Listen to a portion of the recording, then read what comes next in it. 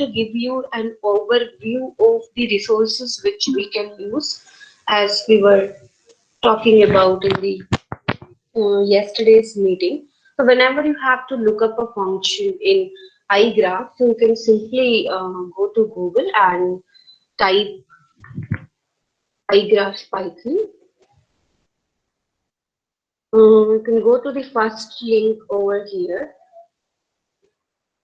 So if you are a newbie to iGraph Python, sorry, Python iGraph, so you can start here with this get started part, and you can execute these steps one by one. They are in detail, also including how to install it, its compilation on Windows, Linux, Mac, every kind of operating system. And then you can see there here we have tutorial, user guide, and reference manual.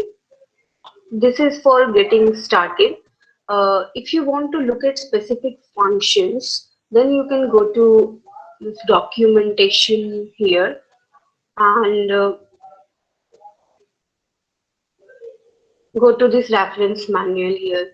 So this reference manual lists the functions in various different classes which you can open and see. So this is for the package iGraph. So you can see some functions over here. So the functions which you can directly call from iGraph, the functions which we are using, so you can actually here select a particular, just a second.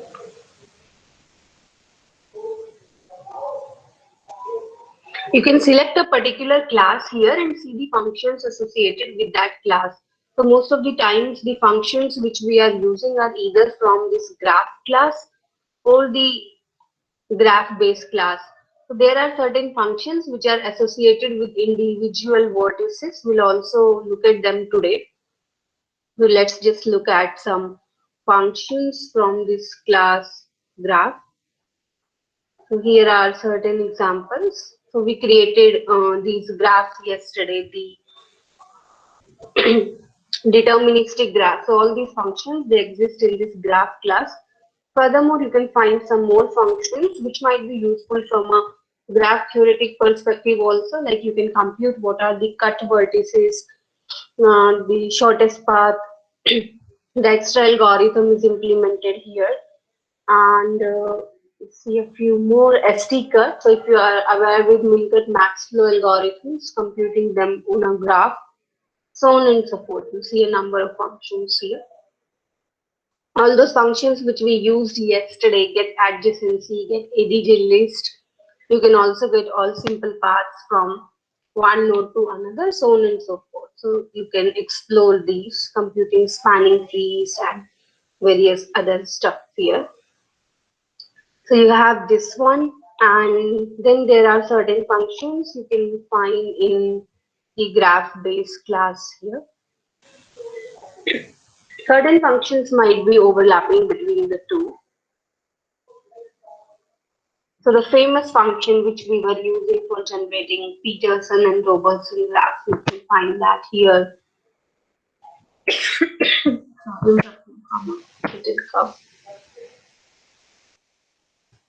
Here read GML, write GML functions, and again a number of other functions. So make sure you can explore this library, and I think you can do a whole lot of stuff with graphs. Betweenness, so you would have studied about centrality measures, the checking whether a graph has multiple edges or not, and I'm sure it might also be having some functions for computing whether a graph is Euler or not.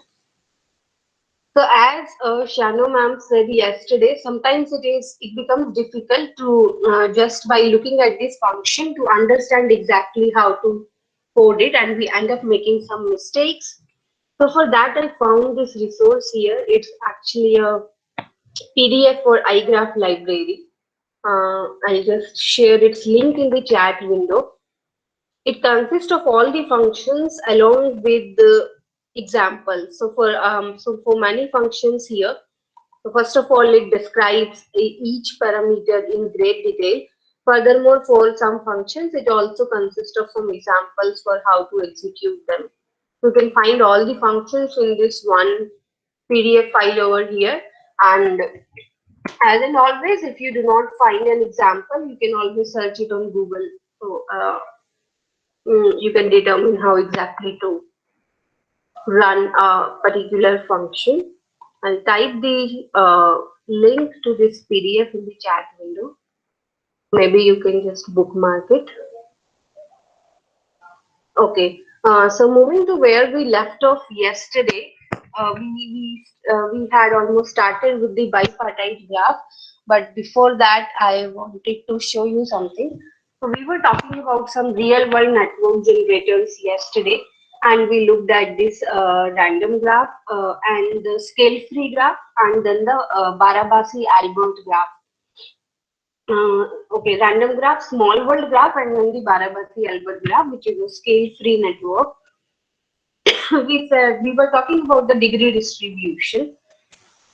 So what I thought of is let's visualize this degree distribution on our own.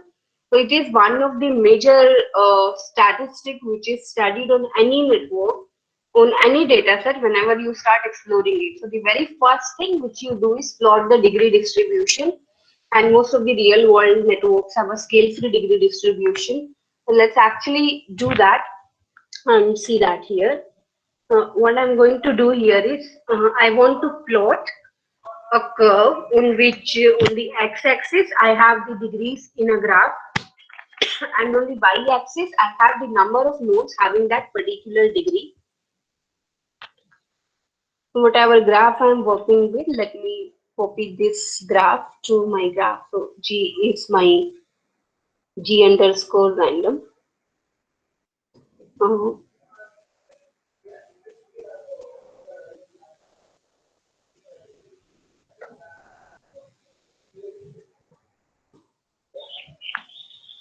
what I'm going to do is I'm going to extract. Maybe I can.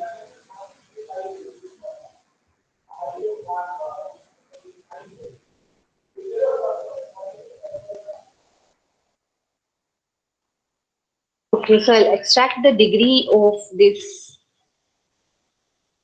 graph in a list degree.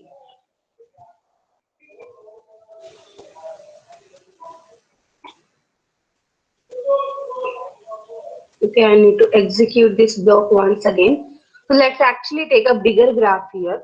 I'm taking a graph on 1000 nodes so that we can see the degree distribution properly, and I'm not going to visualize this graph here.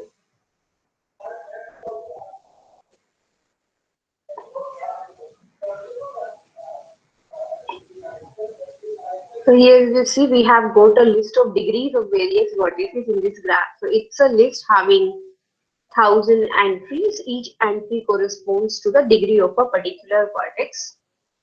Now we want to plot the degree distribution. So generally you'll find a direct function histogram in iGraph library, with the help of which you can plot this degree histogram. But the plotting features of iGraph are not that good in Python. So you'll have to, even in R, so you'll have to use certain external libraries like ggplot or matplotlib. So what I'm going to do today, even for the information diffusion models, you have certain inbuilt packages which you can use. But again, we should have an understanding of how those functions are working. So I'm going to code everything in a crude way, not using a lot of advanced and complicated functions, so that you understand what's happening behind the scenes. And maybe later on, if you want to change something in those functions, that's easy for you. Okay, so we got the degree of these various vertices. So now I want to plot it again, as I said, on the x-axis, all the unique degrees possible, and on the y-axis, the number of nodes having that particular degree. I'm going to use matplotlib library for this. So for plotting in matplotlib, I need two arrays. First array for the x-axis and second array for the y-axis. Now this array on x-axis should have all the unique degrees. Now in this list which I have received just now, it might have certain repeated degrees. Some nodes might have the same degree. I want only the unique ones. So what I'm going to do is, many of you know what is happening here. So I first converted this degree into a set. As soon as I convert into a set, all the unique entries, all the duplicate entries go away. So I have only one incident of every degree, one incidence of every degree, and then we convert it to a list. So these are my unique degrees in the network. Next, I'm going to take two lists, one for X and one for Y. X will have all the degrees and Y will have the number of nodes having that particular degree. What I'm going to do here is taking an iterator for I in range. I'm running it from 0 to max of degree underscore U.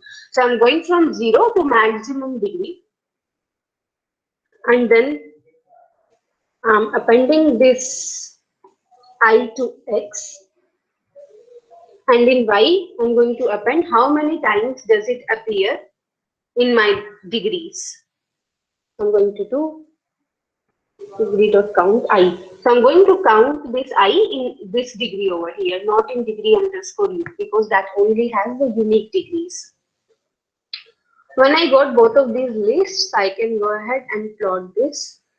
So for plotting, we need matplotlib library.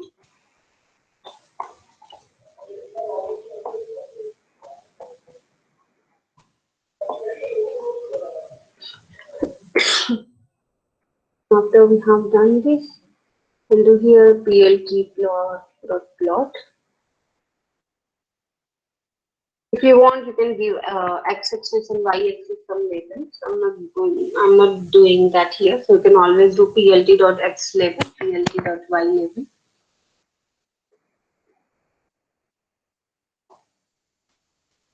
And see, this is the graph which you get. Okay, so what happens is, since we have started our degree from 0, we got this long tail here. Let's just remove it. So what I'm going to do is, instead of starting from 0, let's start from min degree. Because there in this graph I do not have a lot of nodes with a low degree. So now look at this graph. So it's a bell-shaped curve having, so your random graph, they have a normal distribution, a normal degree distribution. On the other hand, let's now try to do it for a scale-free network. Let's pick this network here, which is our lattice. And again, let's take it in 2 dimensions, but let's increase the number of nodes. Let every neighbor be connected to 2 on each side. And I'm taking the rewiring probability to be 0.5, so that it's absolutely between the lattice and the random graph. So if it was 0, it would have been a lattice. If it was 1, it would have been a random graph. So we took it to be 0.5.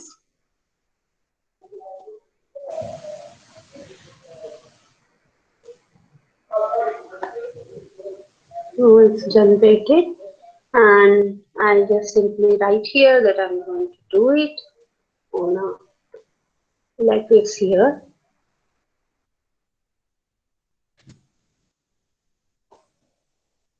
And here you see the degree distribution, it again goes to a bell-shaped curve. But still you will see that the number of points in this bell-shaped curve are lesser as compared to what we got for a random network. In random network, we saw a large number of dots. Here we have a lesser number of dots. So that's not because we have lesser number of nodes. We have the same number of nodes here, 500 in each dimension.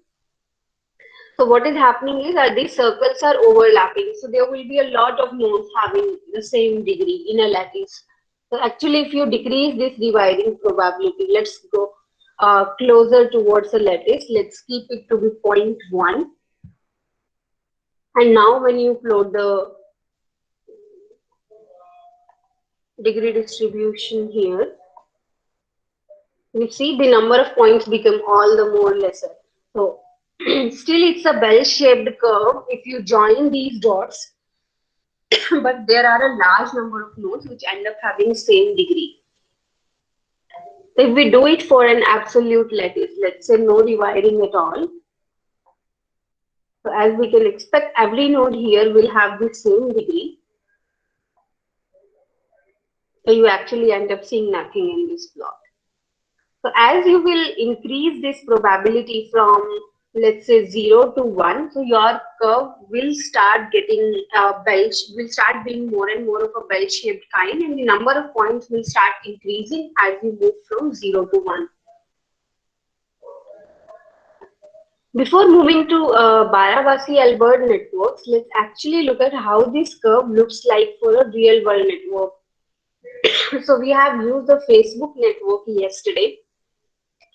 So let's use that network here and see how its degree distribution looks like. So this is how it looks like. So it is not at all a bell-shaped curve. So we call this kind of a distribution where you see an exponential drop as power law degree distribution, which you do not obtain by any of these, either your random networks or your small world networks. So that's why we need these Barabasi-Albert networks.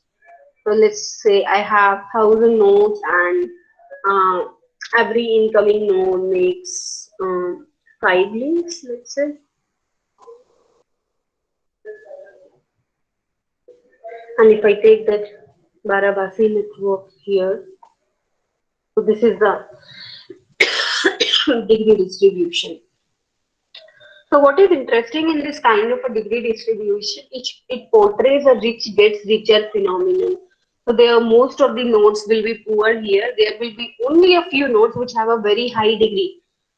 So as you can see, there is only, I think, one node which has, so if you look here, so here on the x-axis I have degree. So if here I have the nodes which have degree 1, you see the maximum number of nodes have this degree. And as you increase the degree, the number of nodes become lesser and lesser. So I think there is just one node here which is having a degree of 120. We can see those numbers exactly by printing out our x and y arrays here. So that was about degree distribution. Now coming back to the bipartite network which we were working with.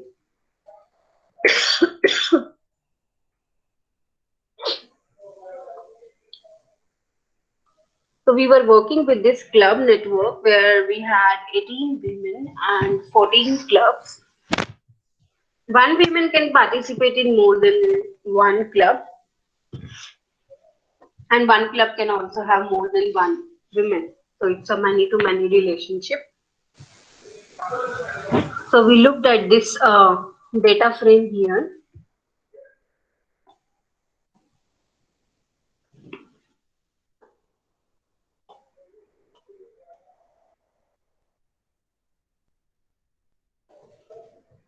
It looked something like this.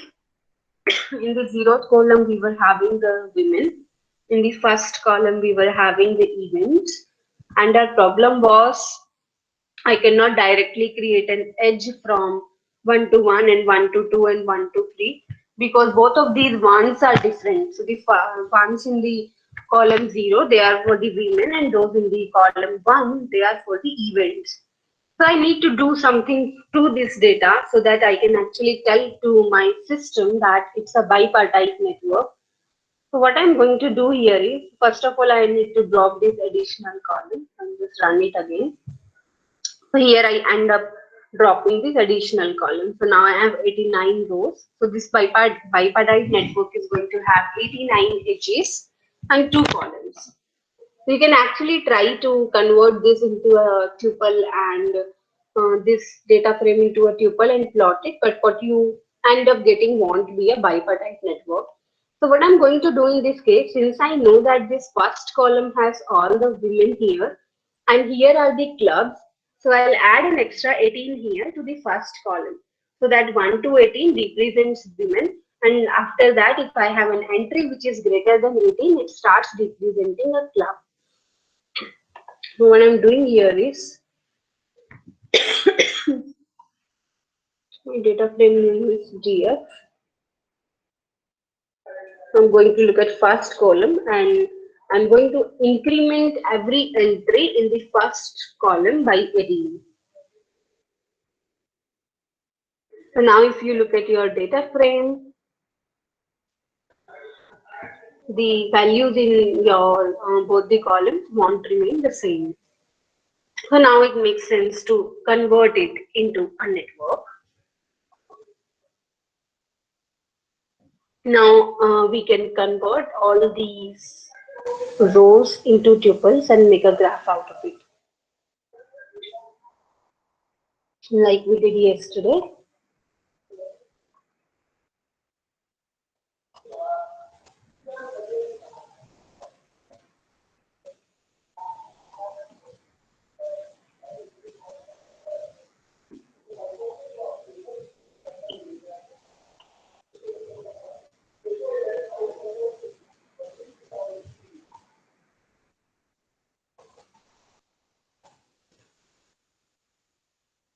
I don't want it to be directed. I want to set a directed equals to false.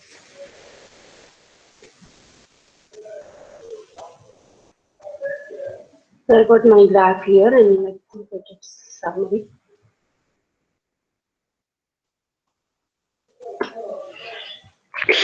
So I see that this graph is undirected and every vertex has an attribute name. I think we have this attribute probably because we didn't have a woman which was index 0 here.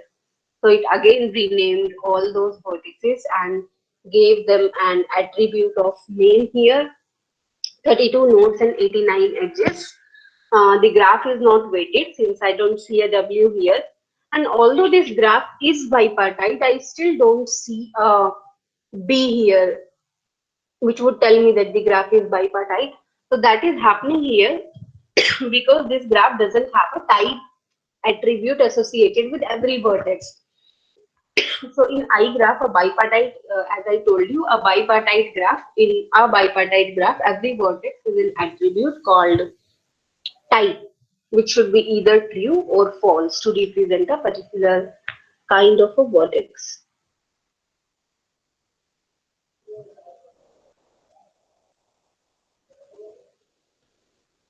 Okay, next what I'm going to do is I want to set this type attribute. So first of all, let me do something else. I'll be coming to the type attribute. So as of now, let's say I want to associate a node type attribute with every node, which is woman and club for our respective vertices. Yeah, Yati ma'am, when we normally see this kind of summary using network X info method, so we get all about nodes, edges, and degree information. So what kind of this summary is interpreted as it is displayed in the last statement? Ma'am, in the case of iGraph, it just tells you whether a graph is directed, weighted, the vertices have names or not, or it's a bipartite graph. Then the number of nodes, number of edges. It doesn't tell you about the degree distribution here, nor Okay. about the individual vertices and edges. So we can see them using the vertex sequence and edge sequence methods, sorry, objects. But it tells you about the attributes of nodes and vertices. So what additional attributes are they having? How to interpret it is UN for undirected. U is for undirected. So if it was a directed graph, you would see a D here in the first dash. Okay. N is for And named vertices. So here okay. every vertex has an attribute name here. Okay. So that's why it comes as N here. Otherwise it wouldn't be there. Then the third one is a W for a weighted graph and a dash for an unweighted one. Okay. In the last one, you will see a B for a bipartite graph where every vertex has one more attribute which is called type and a dash for a unipartite graph. Okay. Fine.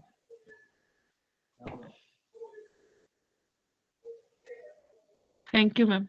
Oh, okay. So let's actually look at this name attribute here.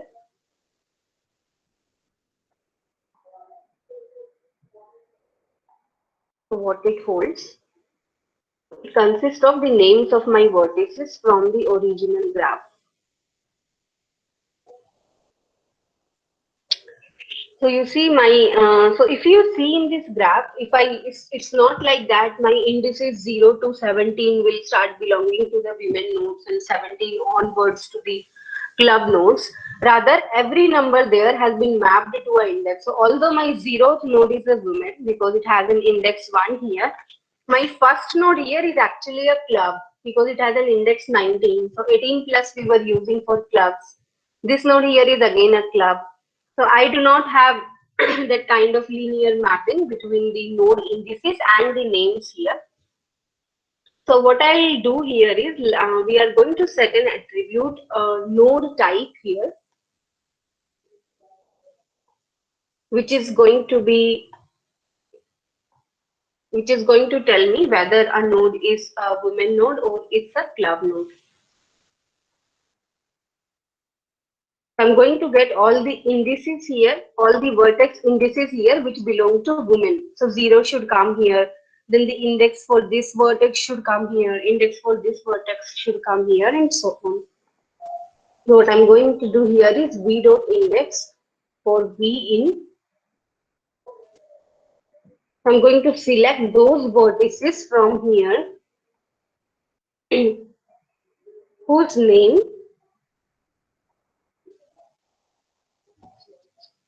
is less than 19. So what is happening here? So I know that all the names here which are lesser than 19, they belong to my women nodes. So I am extracting the indices of all such nodes. But in iGraph, so when I select a vertex here, I can't use this less than sign. So if I was looking for something which is equal to, I can use an equal to. But if you want to use something like less than and greater than, then you need to use this. It means that all those names which are lesser than 19 are going to be selected. And now you can look at the value of the indices. So these are the indices of your women node in this bipartite graph. Next, what I want to do is I want to set the node type of all these as women.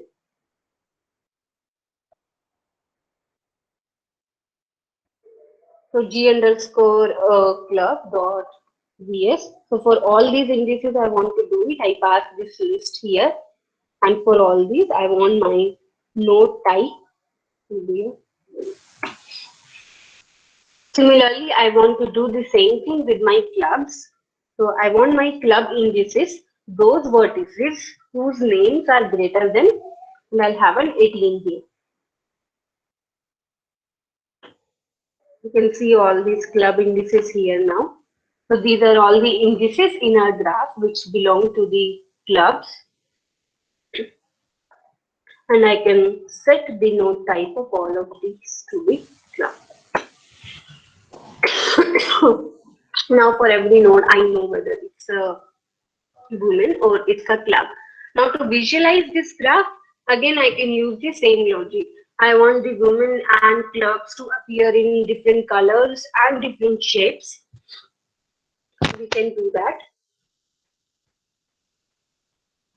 So we can make a color dictionary and a shape dictionary and then visualize this graph.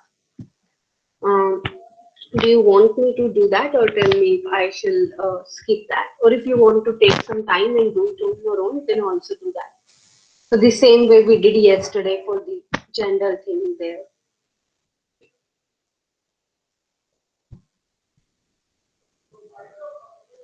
Okay, let me quickly do it.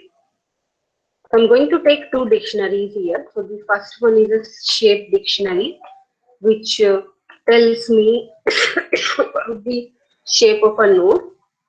And what I'm going to do is I'm going to associate a woman here, let's say with a circle shape, and a club with a square shape here.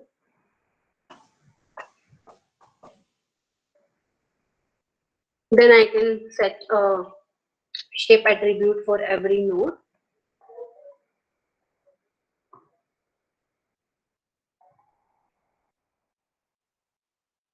its shape, gets its value from this shape dictionary for assign g underscore club dot vs node, right? And we can do exactly the same thing for the colors.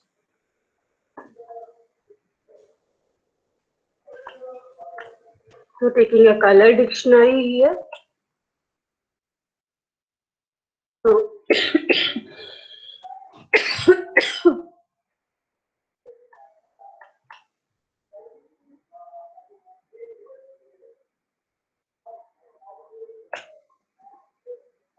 and then setting a color attribute with each node here.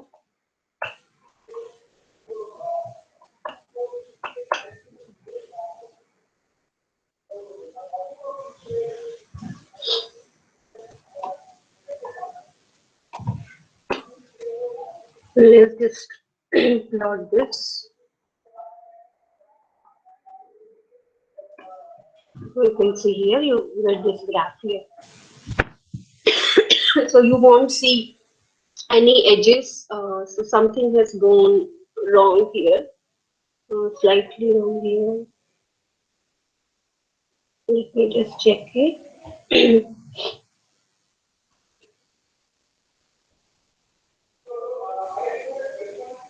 So I don't see any edge between, even I'm seeing the edge between blue nodes. Did I type something wrong here? Let me check.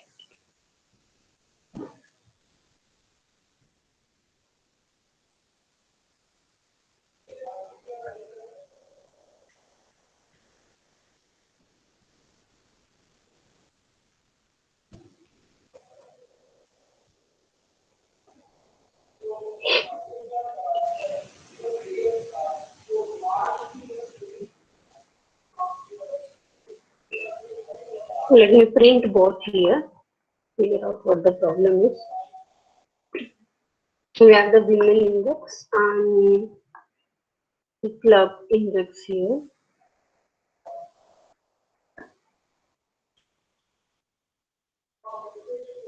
So this one seems fine,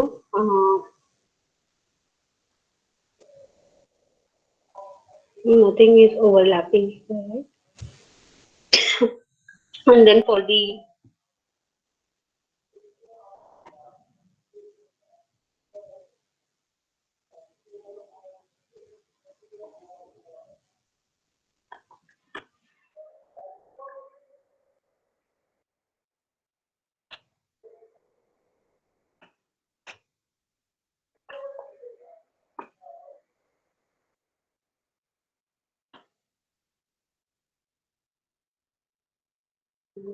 trying to see the values for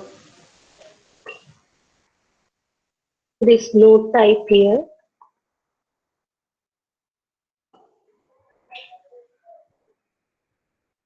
So the first one is woman, second is club. So this also is correct to me.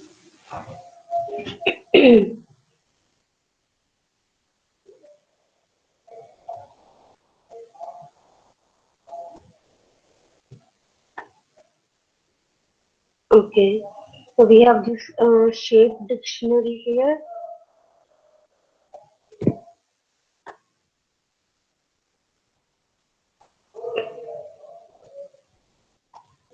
For women, the value is circle. For club, the value is square. And I'm going to give a shape attribute here. So this is shape dictionary here for assign g underscore club that we use node type.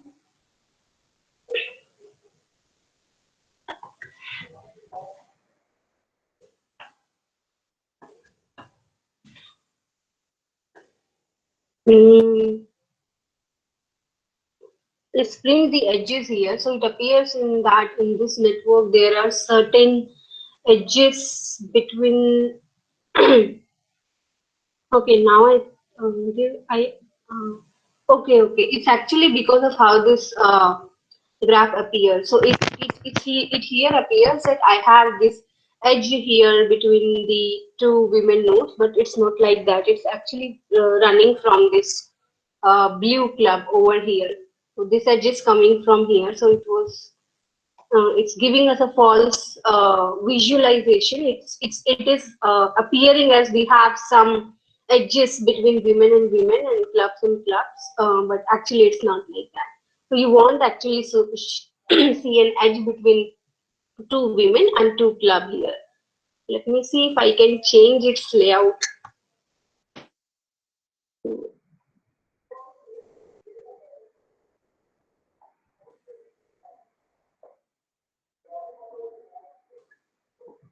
Circle layout might help me in seeing that there are no overlaps.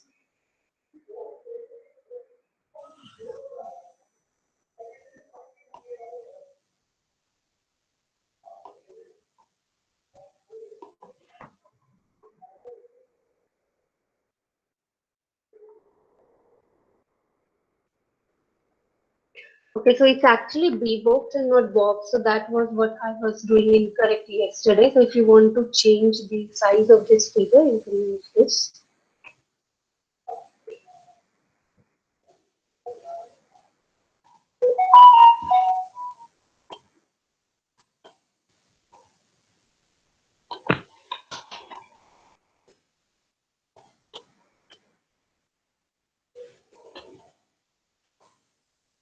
Now this we can see it together. So here you can see that you won't be seeing an edge between the two women nodes or the two club nodes. It will always be between the two nodes of the opposite types. So what you can also do is just print the edge list here, and then you can see that you don't have an irrelevant edge here. Okay, so what we saw here was, even now if we look at the summary of this graph here, we were not seeing that it's a bipartite graph. So in case you want that, what you need to do is you need to associate an attribute called type here. I'll do that in a while. So before that, I wanted to concentrate on something. So you might be knowing about what are closures. Have you heard of triadic closure? Any of you? Triadic closure or clustering coefficient.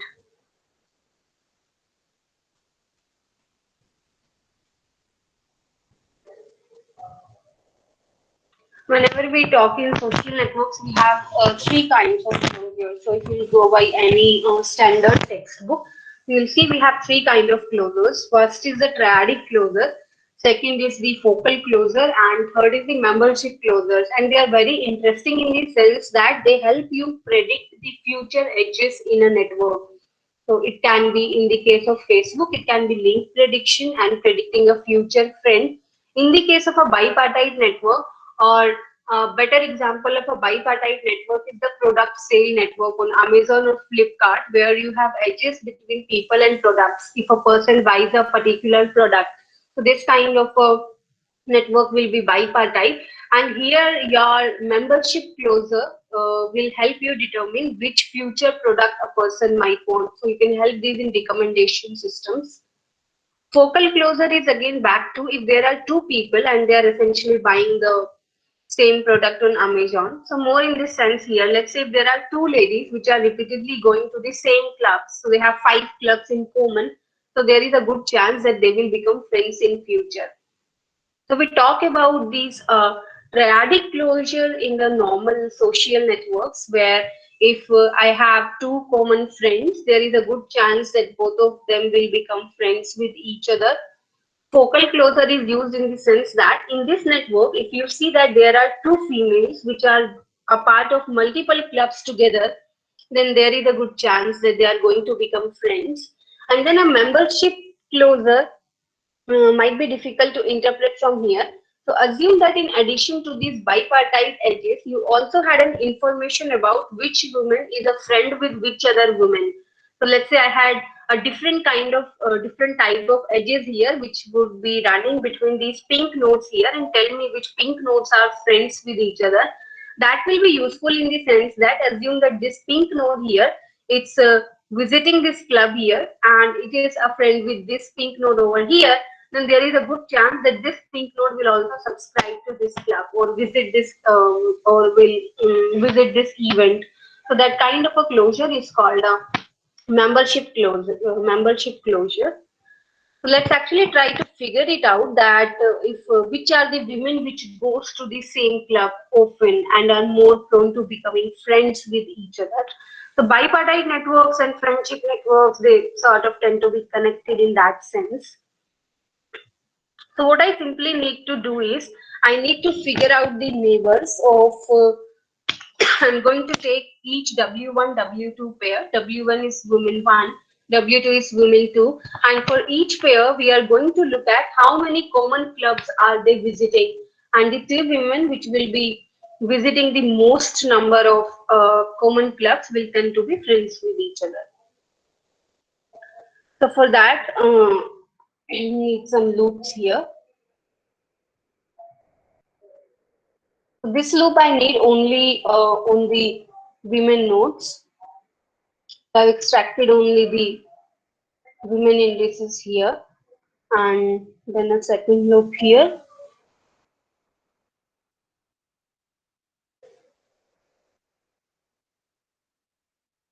And now again, I do not want to compare a woman with itself. Furthermore, these two loops will generate all the combinations. So I can actually ignore the second half of those because they will be symmetric. I'm going to have a condition here if u is less than b.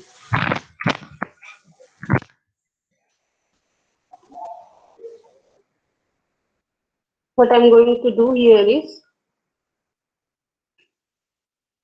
in list 1, I'm going to take the neighbors of the first woman, all the clubs which are visited by the node U here.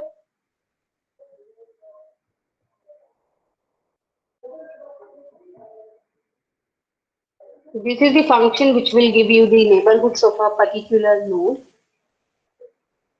And I'm going to take their name. Because I do not need the exact names, I need their numbers because later I have to take the intersection of both of the two lists here. I cannot apply I am not sure whether I can apply an intersection to a vertex sequence object.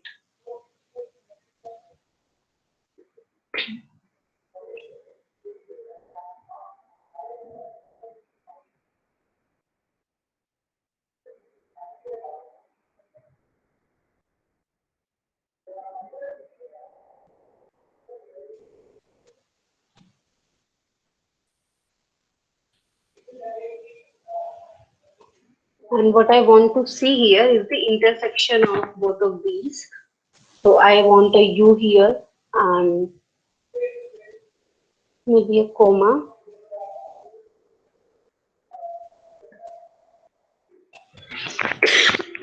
Sorry. And an intersection of both of these lists. So to take the intersection, I'll have to convert them into a set first.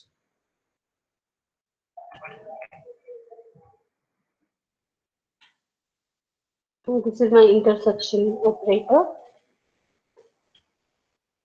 I have these two sets and I want the length of this.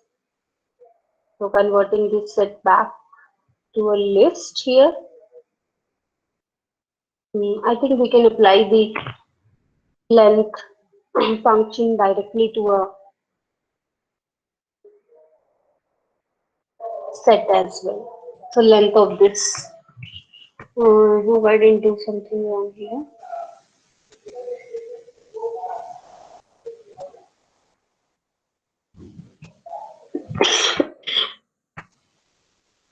Then what I can do is just a second.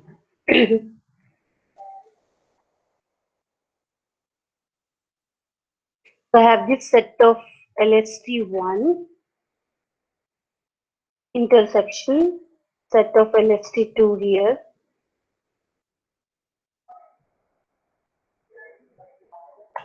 Set of LST1 and set of LST2. Let me convert this entire thing in a list here and let's bring the length of this list.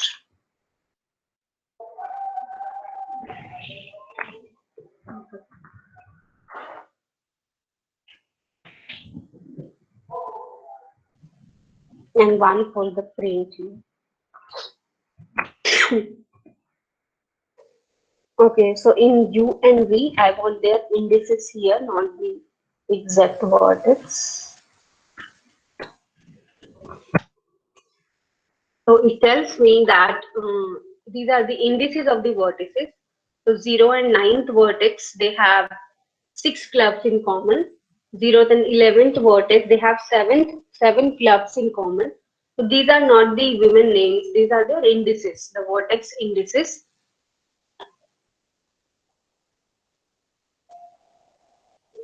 So we can actually look at this network here. Let me add vertex labels also here.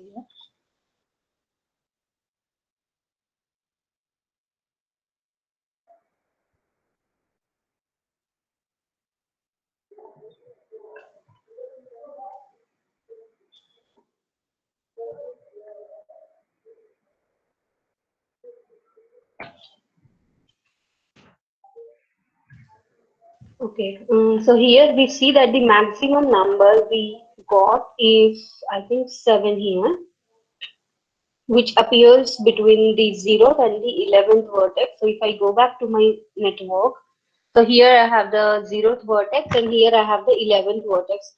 And I can already see how this dense network is here on this bottom right part. So between 0 and 11, we have the maximum intersection of clubs. So there is a good chance that 0 and 11 will become friends. However, there is a problem with this notion, and the problem is it only takes the size of intersection into account. It does not care about how many clubs those women are a part of. So assume that there are two women and each of them is a part of 100 clubs, or let's say 1000 clubs. I'm taking another example. Women 1 participates in 1000 clubs, women 2 participate in 1000 clubs, and out of these they have 10 in common. So my intersection is 10 here. On the other hand, take another case where women 1 participates in 8 clubs, women 2 also participates in 8 clubs, and all of those 8 are common. So which one should be given a higher weightage here? Definitely the second case, because all of their clubs are in common. But when we take the exact intersection size into account, we miss on that. So generally, whenever we use such a technique, we divide it by the union of both. So that is called as Jacob coefficient. The intersection of both the sets divided by their union. So in this case, you can also see. So let me slightly change this. So as of now, according to this logic here, 0 and 11 tend to be friends with each other. But let's try dividing this by the union of these sets. What I'm going to do this, take this here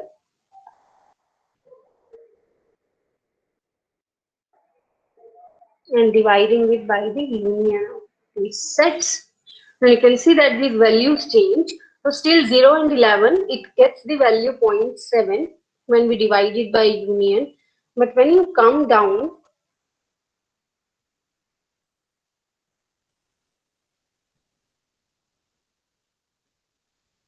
do we have any value which is greater than 0.7?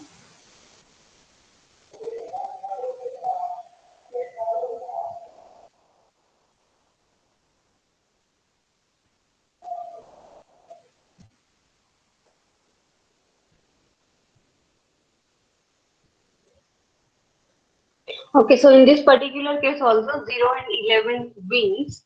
So, but if you look at the overall sequence, that might have changed. So if you compute, let's say, the Pearson coefficient on the list which we got previously, and now that might not be 1. So although 0 and 11 wins now, but certain other sequences would have changed.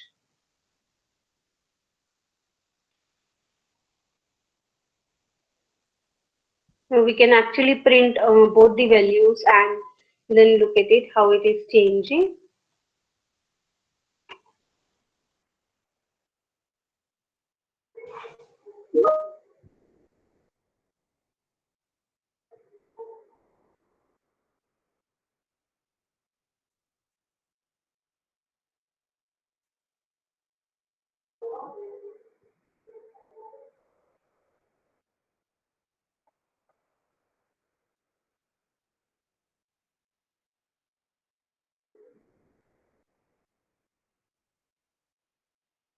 Need this divide by 3 here.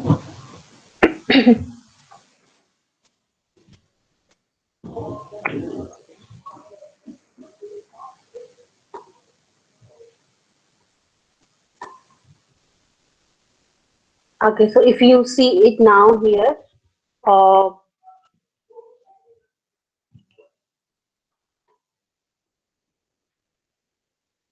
so see here, both of these, rather all of these here, they have the same number of common friends. So this one here tells me the number of common clubs they go to. So all of these women pair, they go to the two clubs each. But if you look at the jacket coefficient, it changes. So that way, normalizing it gives you better results, and which might change with time. Okay. Anyway, so enough about the bipartite networks. So the last thing. So generally we have to, whenever we have to analyze these bipartite networks, so some things which people do is maybe study the degree distribution. So we divide both of these nodes in two layers, the upper layer and the lower layer, each for one type here.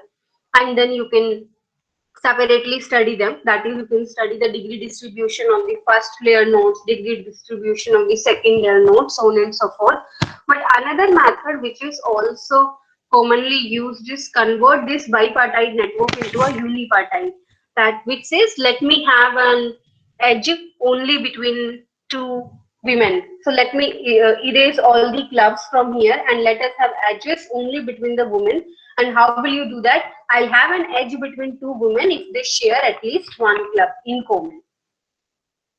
So for that, we have built-in function which are called projection in iGraph. So I can project this bipartite graph into a unipartite graph.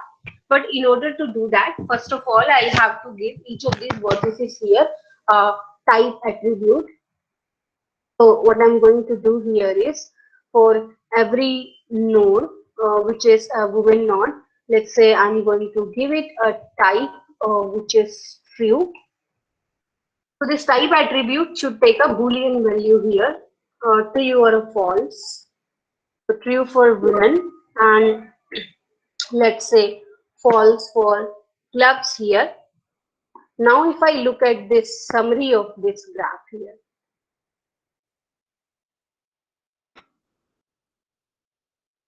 okay, it's not B, it's actually T, and T stands for type. So if you see this T in the last dash here, it represents that every vertex has an attribute which is type, and hence it is a bipartite graph. You can also check the function is underscore bipartite to check whether a graph is bipartite or not. So next, I'm going to take the projection of these graphs. So as soon as I'm going to apply a projection function to this graph G underscore club, it will give me two projections. So the first projection will be graph only between the women. So and there will be an edge between two women if they share at least one club. In the second projection, I'll have only the club network where I'll see the edges between clubs, and I'll see an edge between two clubs if there is at least one woman which goes to both of these clubs. Let's actually do that and obtain these projections. The function is bipartite underscore projection. And here you have a parameter which is called multiplicity. Setting multiplicity true means both of these graphs G1 and G2 will be weighted. And what will be the weights? You can guess. So if I have two women which have 5 clubs in common, so the edge between them will have a weight 5. So whatever we computed over here, this intersection here is going to become the weight in this projection. And the same thing is going to happen with the clubs. So the weight between two clubs will be the number of common women who goes to both of these clubs. That can be useful for the club administration to look at that kind of a graph. So I got both of these graphs. So if we look at this graph G1 here, so see it has all these 4 values. Up, it is an undirected graph, all the vertices are named, it is a weighted graph, and it has a type attribute here. So every node has a type attribute. You can set this type attribute to, you can to 0. You can actually remove this type attribute. There is a parameter for that because this type attribute doesn't make sense in this unipartite graph here. And I can plot this G1, and by plotting this, let me have the edge weights up here.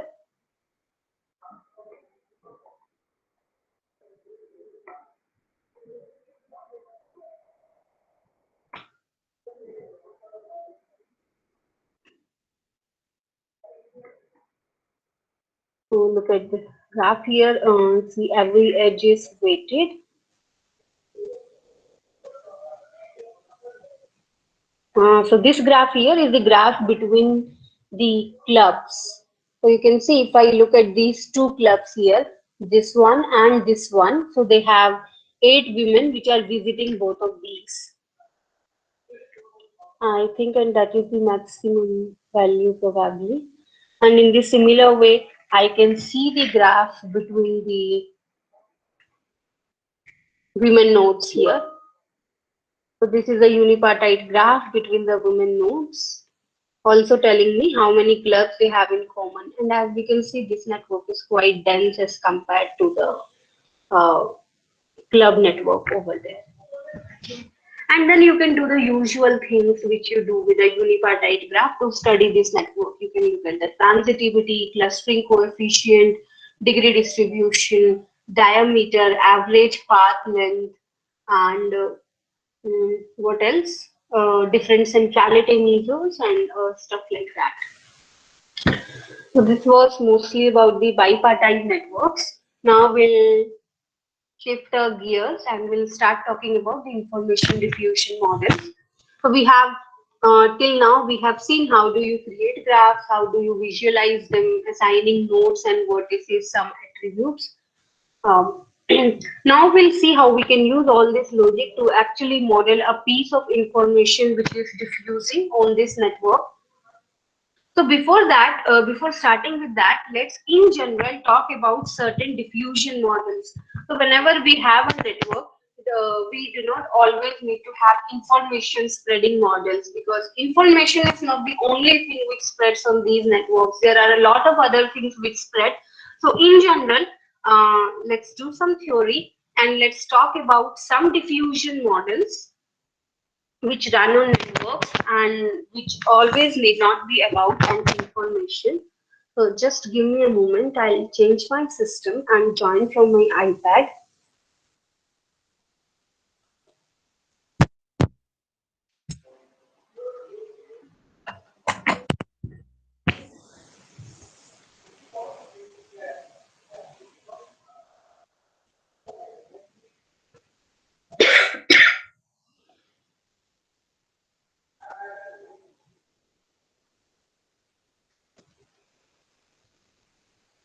Can someone confirm that my screen is visible? Yes, ma'am. Okay. So whenever we talk about something which is spreading or transmitting or diffusing, so the very first thing which comes in our mind when we say that something is spreading is only a piece of germ, so which can be as simple as a common cold or as complicated as a coronavirus. So we generally divide these information or not information, the diffusion models into certain categories. For example, here in this case, you see this is the spreading of diseases. And in this second case over here, it is the spreading of information. So do you think that diseases and information they spread in the same way?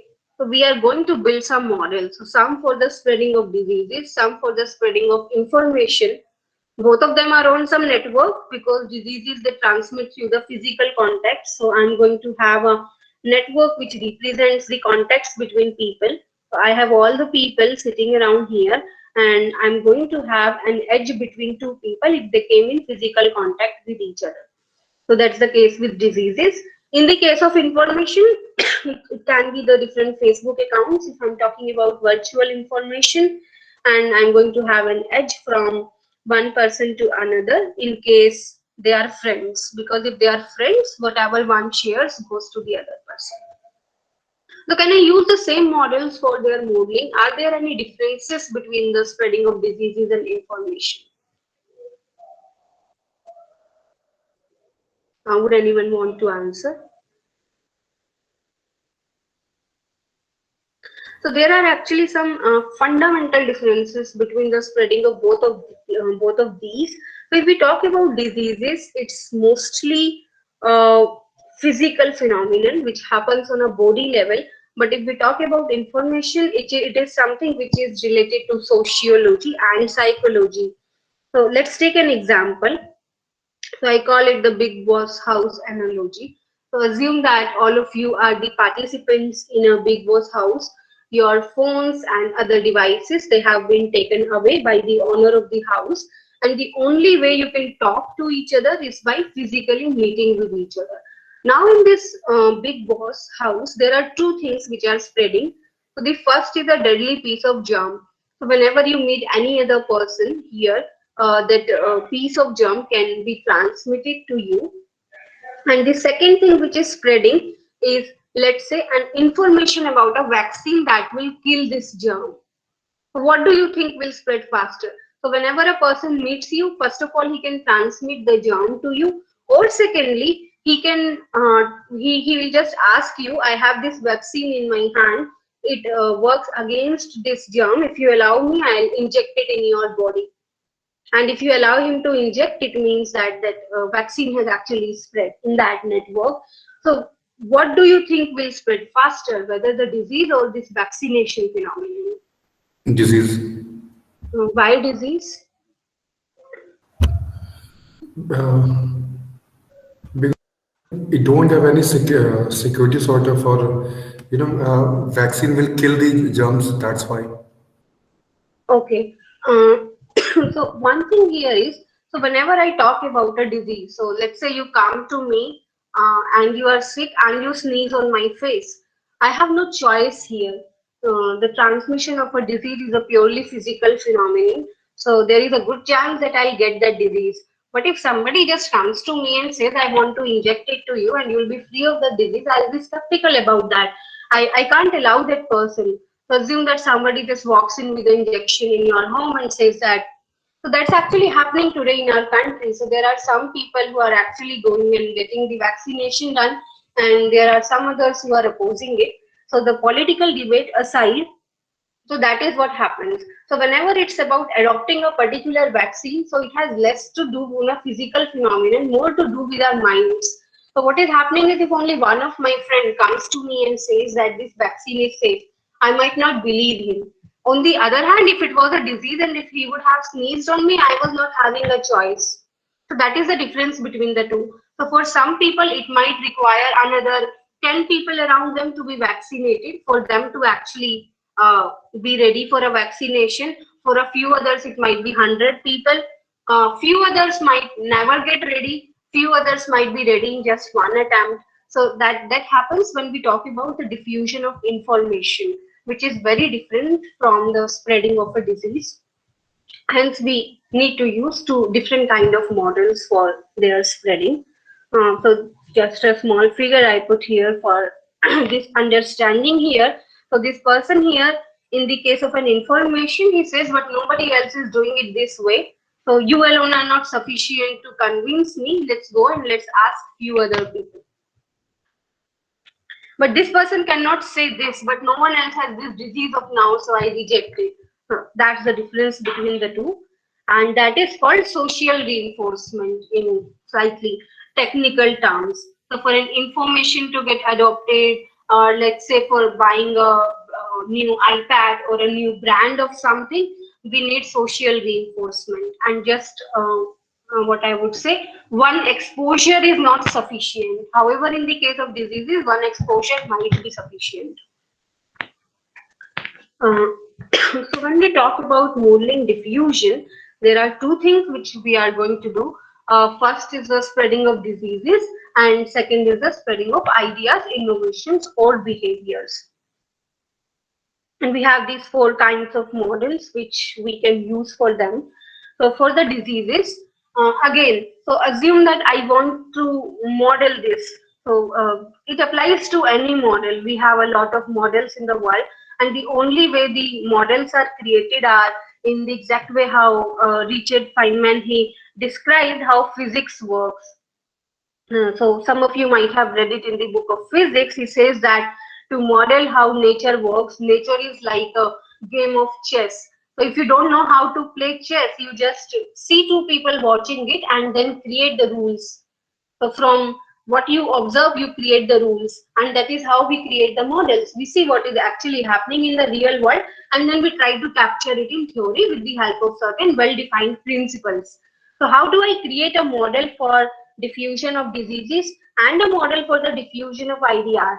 So the best way is to look at in the real world, see how they are spreading, and then try to capture them in a well-defined model or rules or principles, whatever you call it. So to observe it, how do we observe it? So assume that we are back to our offices, the lockdown is closed, and again some disease is spreading. In the era of biowar, anything can start spreading any day. And now something is spreading, let's say in your institute, and you want to model it. So what kind of information will you require? So I want you to observe what is happening in the real world completely and then come up with a model. So what kind of information will you require for creating this model?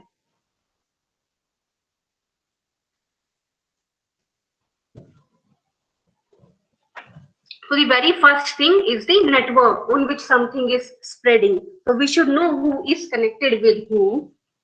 So the first thing is network here. I'll say, okay, this person is connected with this one, or this one is a roommate with this other person. This person attends a class with this one. This person goes to gym with this other person. These two people are siblings. These two people are spouse. These two people are father and daughter, so on and so forth. So I have this network here.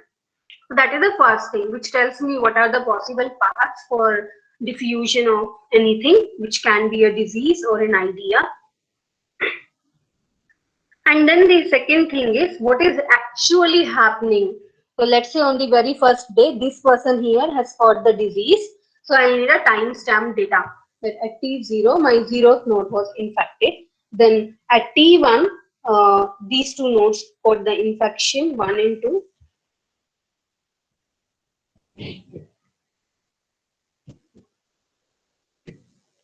T1, 1 and 2, T2, 3 and 4, so on and so forth.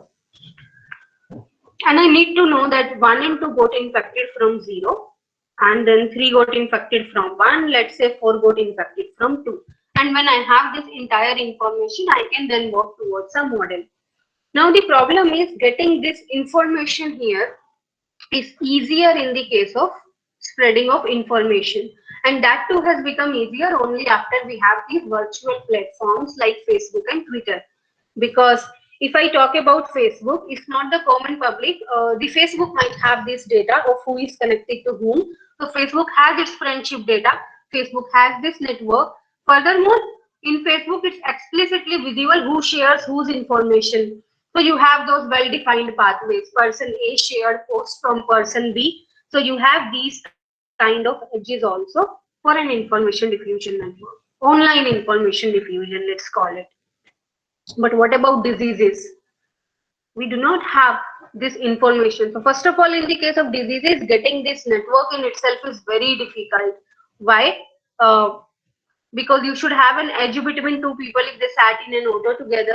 You should have an edge between two people if they were in a flight together. So taking note of all of these edges is very, very difficult. So during the corona time, some people have actually tried that, making a note of, so when we came to Chandigarh during that time. So the airport had a policy of recording down the people who travel through a particular flight. So somehow some people try to keep a track of their data, but again it is very difficult.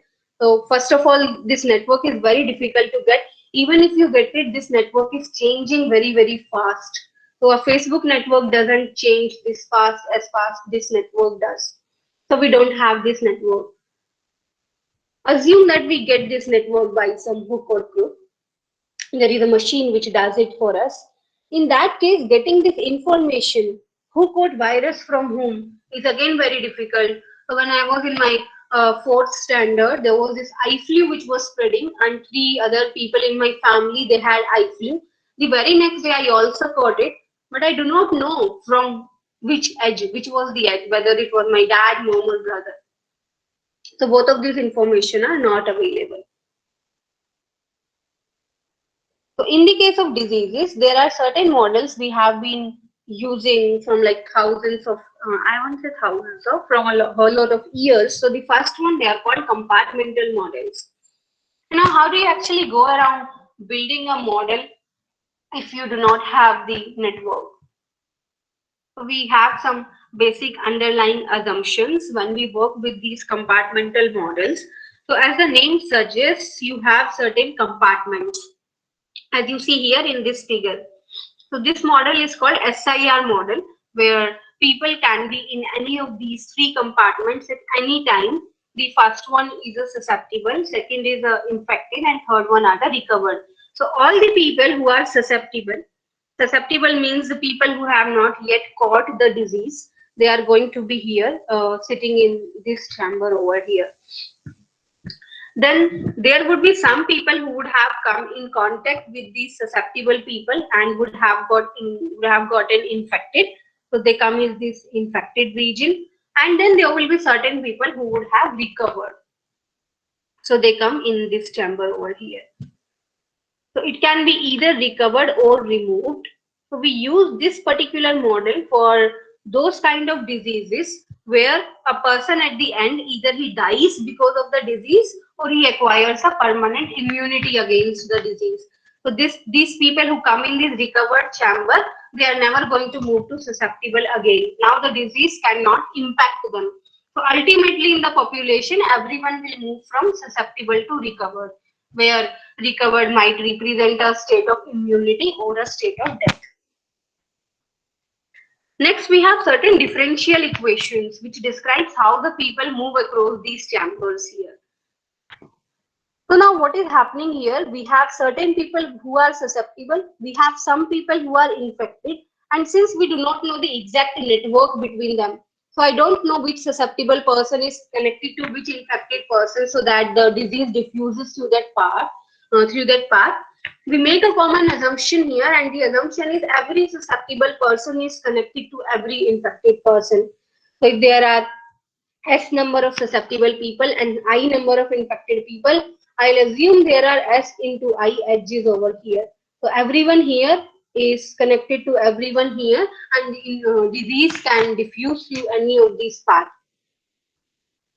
So when I write my first differential equation, which is ds by dt, rate of change of, so S here is the number of people who are in the susceptible chamber.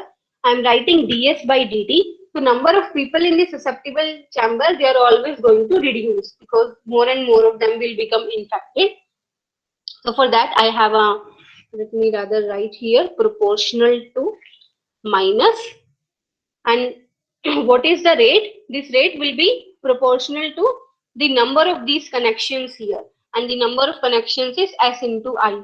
There are S into I possible paths through which this disease can diffuse, and I break this proportionality constant by introducing a parameter here which is alpha, and alpha we call it the rate of infection.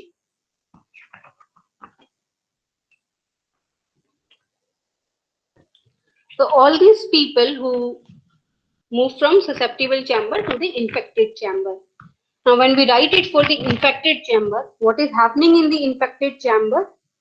Some people are coming from the susceptible chamber here, and some other people are getting recovered and moving to the recovered chamber. So, how do I say it?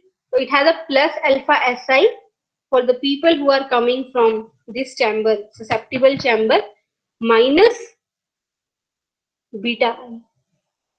So these people, so beta is the probability with which a person gets recovered at an instant in time. So beta into I, number of people gets recovered. So this beta, we call it the recovery rate here.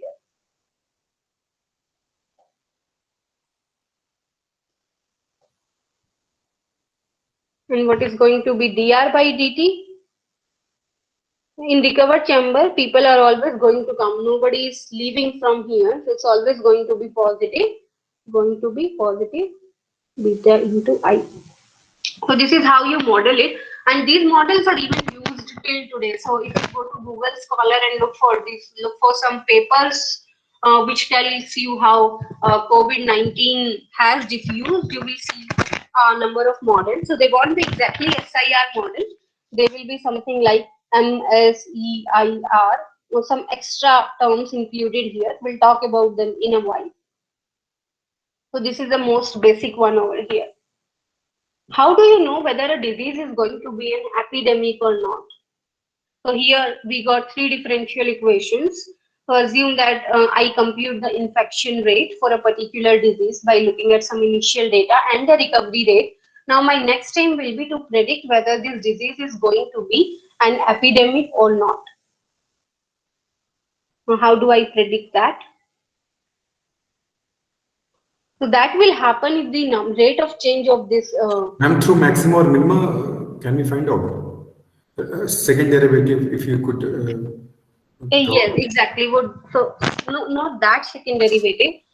This one over here, right? Rate of change of infected people over here. So if I say if the rate of infection is greater than zero, so more and more people are going to be infected with time. So it's a simple equation which says that if di by dt it is greater than zero, then more and more people will become infected with time. So I get here this condition alpha as I is greater than beta I. I cancels out from both the sides and I get the condition here alpha s divided by beta is greater than 1. So this term which we got here, this alpha s by beta, it is called reproductive number. Some of you might have heard it. So whenever we talk about a disease, we definitely talk about reproductive number. So whenever it's a contagious disease, so this reproductive number helps us in knowing whether this disease will eventually die with time or will it persist in the network. So what people generally do, they try to bring this reproductive number down. So how can you bring this reproductive number down? Either by decreasing the value of alpha or by increasing the value of beta since it's in the denominator. So how do we decrease the value of alpha? By decreasing the infection rate. How do you decrease the infection rate? How they did it in corona, taking better health measures, washing your hands regularly and quarantining people. I won't say even quarantining people. So all of these things denote different things here. Just a second. So I have this alpha s by beta here. So either you reduce alpha or you reduce s or you increase beta. So reducing alpha means reducing the infection rate. So we can reduce the infection rate by taking better health measures. Or you decrease S. How do you actually decrease S? The number of susceptible people or the number of people in the susceptible chamber, you can decrease them with the help of quarantining. So making sure that people do not come in contact with the infected individuals. How do you increase beta, which is the recovery rate? So you can do that with the help of vaccination. So what generally happens is this reproductive number, when it is equal to 1 or not, this is a very important, it's called the cutting knife edge property or the edge property. So let's say this is my number line. So if your reproductive number is less than 1, the disease will ultimately die away from the network. If your reproductive number is greater than 1, it will persist in the network and there is a good chance it will be a pandemic. So what happens is assume that if the value of your reproductive number R naught is something like 1.11. If you can just slightly bring it down from 1.11 to let's say something like 0.99, it actually means a major shift.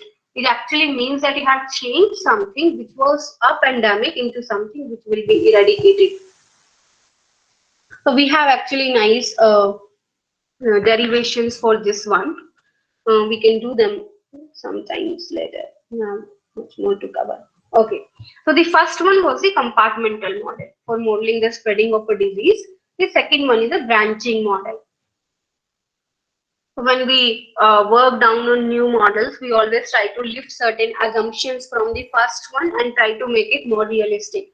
So the major assumption with the compartmental model was every susceptible person is connected to every infected person. And we know that it's not that way in our population. Everyone is not connected to everyone else. The branching model lifts that assumption slightly and says that, okay, well, I'm not connected to every person in the population. You give me a number and I'll assume that every person is connected to k other people. So as you can see in this network here, every person is connected to two other people. So it's a kind of tree we have actually generated during our hands-on. So in this particular case, k is 2. So we represent it like a tree and we say that everyone is going to have two children. So you can choose this value of k, can be 3, 4, 5, 6. So whenever you get an infected individual, here this person is infected, you'll assume that he's connected to k other people, who in turn are connected to k other people, who in turn are connected to k other people. Now we'll take a break now. Meanwhile, I leave you with the question. So let's say I say that this is level 0, this is level 1, this is level 2. So after break, we are going to discuss how many people do you think will be present at this level K here, and also assume that the probability of a disease transmission on every edge is P. So what is the expected number of people who are infected at this particular level? So we quickly, yes, and it's saying something. Ma'am, actually, I had some doubt related with my program. So after, Miss, in break, can I ask you? Sure, sir, sure, sir. Okay. I'm here. You can ask me later. Okay.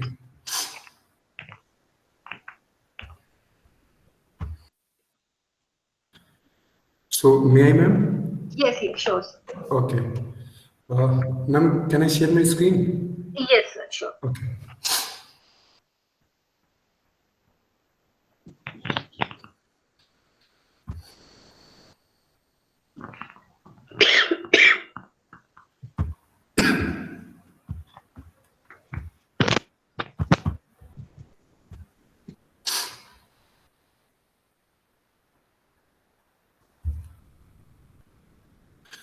Actually, ma'am, I was working on last mile delivery. Sorry, sir.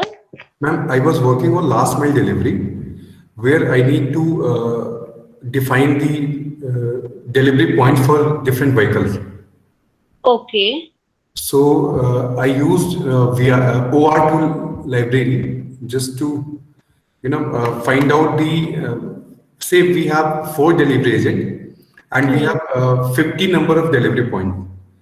So using OR2 library, what I did, I just divided the delivery points to these 4 vehicle and decided the sequence of delivery. That in this sequence, the route will be made.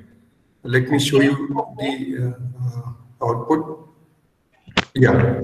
So, ma'am, for example, what I did, I just put it the indexes of the data set that from 0 the vehicle 0 is the address of the warehouse.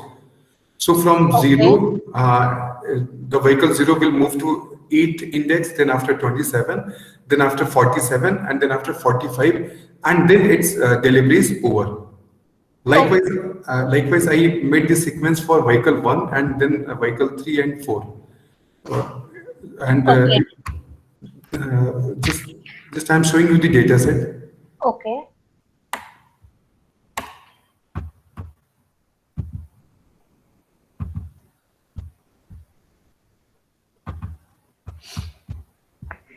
Ma'am, on the basis of the latitude and longitude, I calculated the Haversing distance matrix, and on the basis of that, I applied the route optimization technique. Okay. So now I am getting this route. Okay. Now my problem gets start from here. I just want to show that into the graphical structure, or Okay. so that I can show that this is the first route, this is the second route, and this is the third route. Since 3 vehicle has been assigned the delivery. Okay. Yes, ma'am. So how can I do? Even I am trying with iGraph. Even I have tried with Folium, but there it requires Google API key, so I can't go from there. Even I was trying with NetworkX. So do you exactly have the nodes and the edges here? Ma'am, actually, just this is the data set. Here you can see that this path ID where 0, 1, and 3 represents the vehicle number.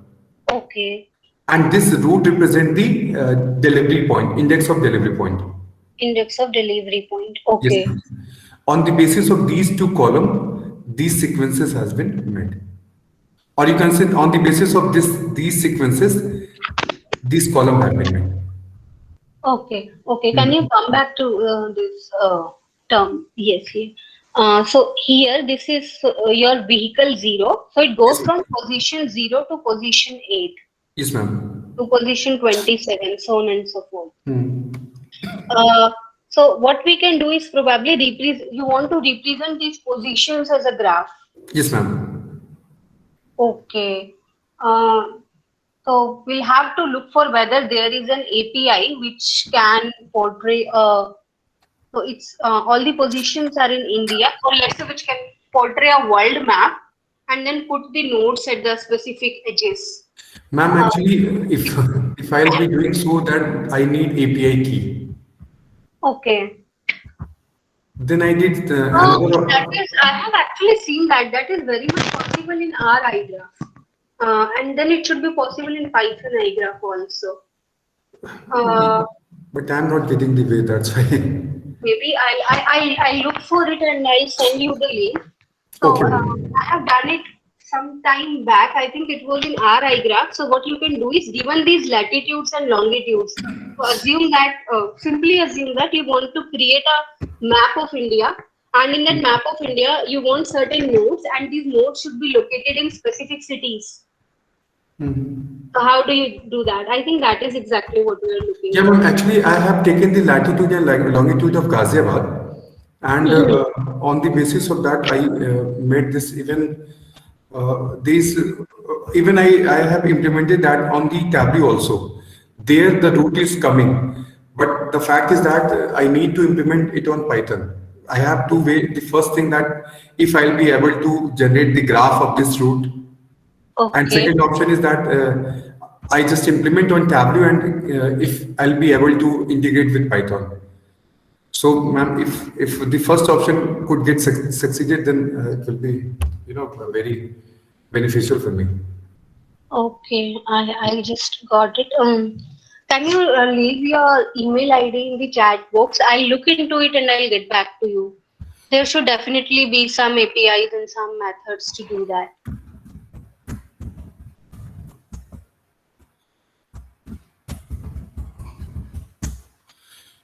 Okay, ma'am, can you provide your email ID also? Sure, I'll type it in the chat window. So even if we, let's say that get a function in R iGraph, but not in Python iGraph, I think that should do because you can initially create your graph there and then import it. Okay. It actually sometimes happens. So sometimes back when I was in IT Delhi, I was working with, actually previously I used to work with NetworkX only, but then I couldn't find some method there and I had to shift entirely to RI graph. So you might have to do that sometimes. Ma'am, even in my Spider, iGraph is not running. It is telling that use JGraph. That was happening with one of my students also. You need to uninstall it and reinstall it again. How you have installed it? Ma'am, pip install. Try conda install Python iGraph from your Okay. Anaconda terminal. Yeah, ma'am. Even you can see the error. It's just that it's not installed properly. Okay, ma'am. Then I'll check it. So, ma'am, if you find any link, then just let me know because I have Sure, to. sure. I'll look into it and I'll get back. Okay, ma'am. Thank you, ma'am. Just send me your email ID. It's there in the chat window. Okay, ma'am. Thank you.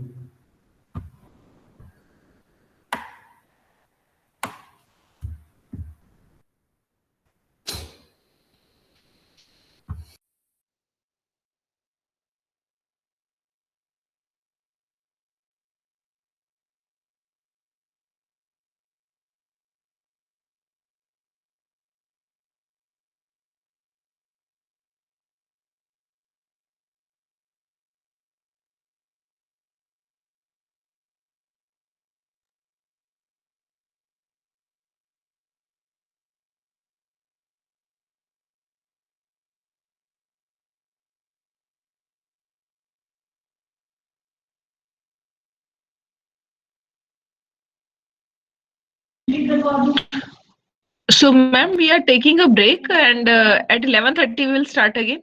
Yeah, Yati, ma'am.